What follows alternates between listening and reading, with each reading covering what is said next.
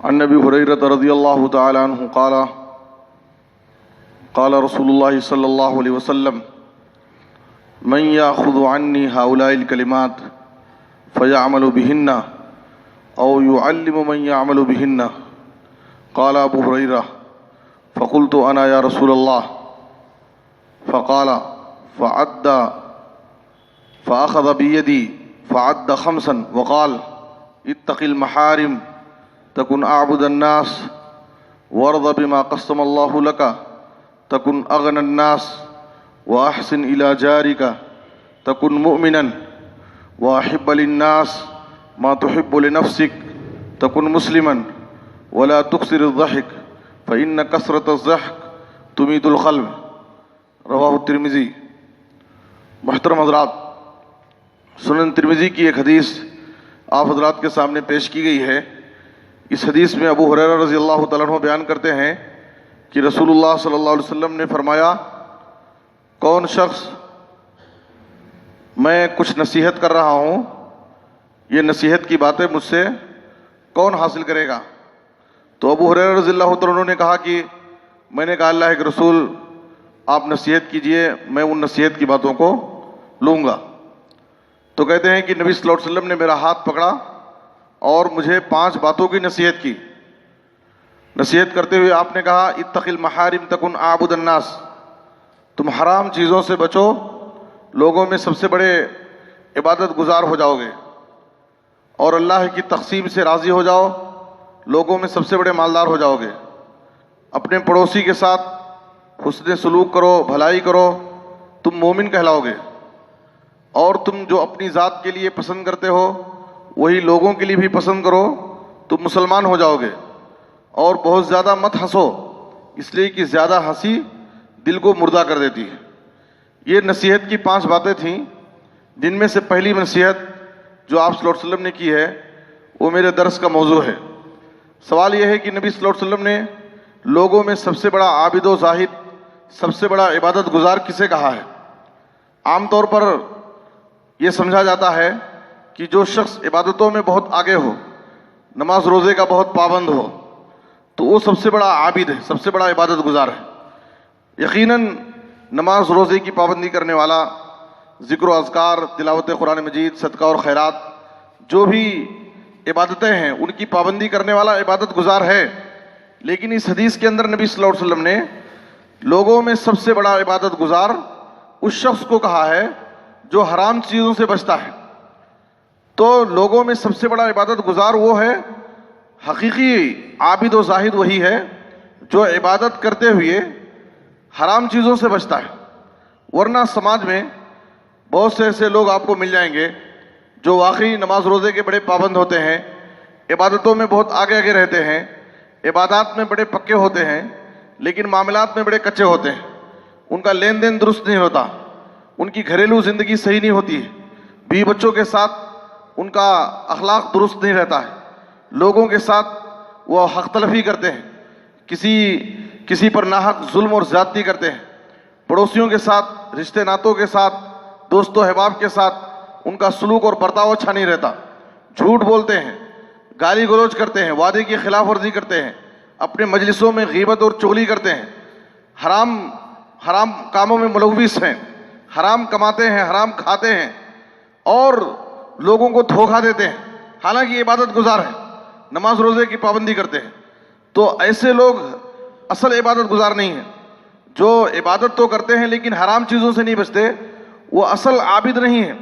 اصل عابد عبادت گزار وہ ہے جو عبادت کرتے ہوئے حرام چیزوں سے بچتا ہے. اصل عابد و زاہد وہی انسان ہے. آپ دیکھیے کہ صحیح مسلم کی ایک حدیث میں آپ صلی اللہ علیہ وسلم نے کہا، کون سی عبادت ہماری اللہ رب العالمین کے پاس مقبول ہوتی ہے اور کس عبادت سے ہمارے گناہ معاف ہوتے ہیں؟ الصلوات الخمس والجمعۃ الی الجمعۃ ورمضان الی رمضان مکفرات لما بینہن اذا اجتنبت الکبائر. آپ صلی اللہ علیہ وسلم نے کہا 5 وقتہ نمازوں سے چھوٹے چھوٹے گناہ معاف ہوتے ہیں، جمعہ قائم کرنے سے اگلے جمعہ تک صغائر چھوٹے چھوٹے گناہ معاف ہوتے ہیں، رمضان کی عبادت کرنے والے انسان کے اگلے رمضان تک چھوٹے چھوٹے گناہ معاف ہو جاتے ہیں. لیکن کب معاف ہوتے ہیں؟ جب انسان اپنے آپ کو بڑے گناہوں سے بچاتا ہے. نماز پڑھیں، روزہ رکھیں، جمعہ کا اہتمام کریں، لیکن اپنے آپ کو حرام چیزوں سے نہ بچائیں، بڑے گناہوں سے نہ بچیں، تو ہماری یہ نمازیں، روزے، ہماری یہ عبادتیں ہم کو گناہوں سے نہیں بچا سکتی ہیں، اللہ کے عذاب سے نہیں بچا سکتی ہیں۔ ابن ماجہ کی وہ حدیث جس میں آپ صلی اللہ علیہ وسلم نے کہا، میں اپنی امت کے ان لوگوں کو جانتا ہوں جو قیامت کے دن اس حال میں آئیں گے جن کے پاس تہامہ پہاڑ کے برابر نیکیاں ہوں گی۔ آپ غور کیجئے، تہامہ پہاڑ کے برابر نیکیاں لے کر کے آئیں گے، لیکن اللہ تعالیٰ ان کی نیکیوں کو ریت اور ذرات کی طرح بکھیر دے گا، ان کی نیکیوں کو قبول نہیں کرے گا۔ ثوبان رضی اللہ تعالیٰ عنہ جو رسول اللہ صلی اللہ علیہ وسلم کے غلام ہیں اور اس حدیث کو بیان کرنے والے ہیں، یہ سن کر کے انہوں نے کہا اللہ کے رسول ان کے اوصاف، ان کے صفات بیان کیجئے تاکہ ہم ان جیسے نہ ہوں۔ تو آپ صلی اللہ علیہ وسلم نے کہا اما انہم من اخوانکم ومن جلدتکم، اما انہم اخوانکم ومن جلدتکم ویاخذون من اللیل کما تاخذون ولکنہم اقوام اذا خلوا بمحارم اللہ انتہکوها۔ آپ صلی اللہ علیہ وسلم نے کہا کہ وہ بھی تمہارے ہی بھائی ہیں، تمہارے ہی جنس سے ہیں، تم جیسے راتوں میں عبادت کرتے ہیں وہ بھی راتوں میں عبادت کرتے ہیں، لیکن ان کے اندر خامی کیا ہے؟ وہ ایسے لوگ ہیں جو تنہائیوں میں اللہ کی حرام کردہ چیزوں کا ارتکاب کرتے ہیں۔ بظاہر لوگوں کے درمیان تو عبادت گزار دکھتے ہیں، لوگوں کے درمیان وہ بڑے عابد نظر آتے ہیں، لیکن تنہائیوں میں وہ اللہ کی حرام کردہ چیزوں کا ارتکاب کرتے ہیں۔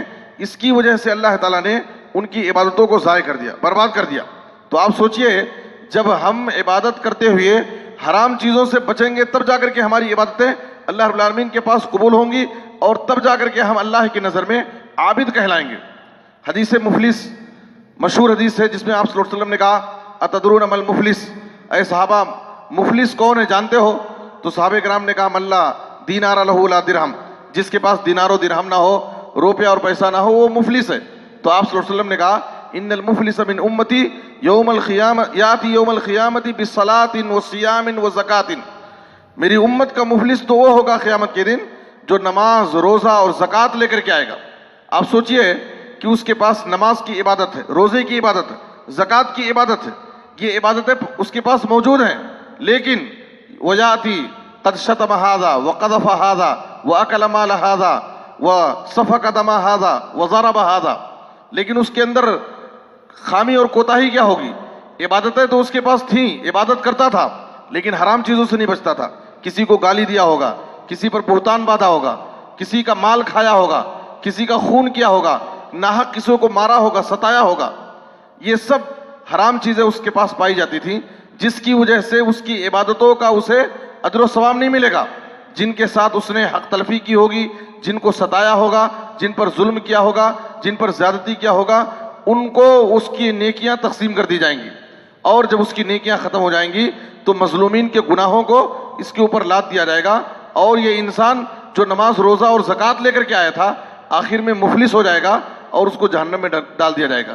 تو اس لیے نماز روزے کی پابندی کرنے کے ساتھ ہمیں حرام چیزوں سے بچنا ضروری ہے، تب جا کر کے ہماری نمازیں اللہ کے پاس قبول ہوں گی، ہماری عبادتیں قبول ہوں گی، ہماری عبادتوں کا اجر و ثواب ہوگا۔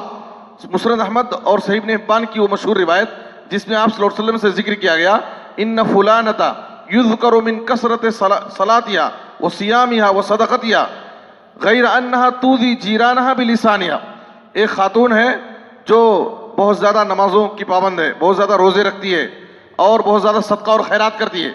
اس خاتون کی بڑی بڑی عبادتوں کا ذکر کیا گیا، بڑی عبادت گزار عورت ہے، لیکن کہا گیا کہ وہ بڑی بد زبان ہے، اپنی زبان سے اپنے پڑوسی کو تکلیف دیتی ہے۔ تو آپ صلی اللہ علیہ وسلم نے کہا ہیا فی النار، ایسی عبادت گزار عورت جہنمی ہے۔ عبادت گزار عورت تھی لیکن جہنم میں کیوں جا رہی ہے؟ اس لیے کہ وہ عبادت کرتے ہوئے، نماز روزے کی پابندی کرتے ہوئے حرام چیزوں سے نہیں بچتی تھی، بس زبان تھی، اپنی زبان سے پاس پڑوس کے لوگوں کو تکلیف دیتی تھی۔ اس کے بالمقابل ایک ایسی خاتون جس کے پاس بہت زیادہ عبادتیں نہیں ہیں، فرائض کی پابند ہے، لیکن وہ حرام چیزوں سے بچتی ہے، حرام چیزوں کا ارتکاب نہیں کرتی ہے، تو آپ صلی اللہ علیہ وسلم نے کہا ہیا فی الجنہ، ایسی عورت جنتی ہے۔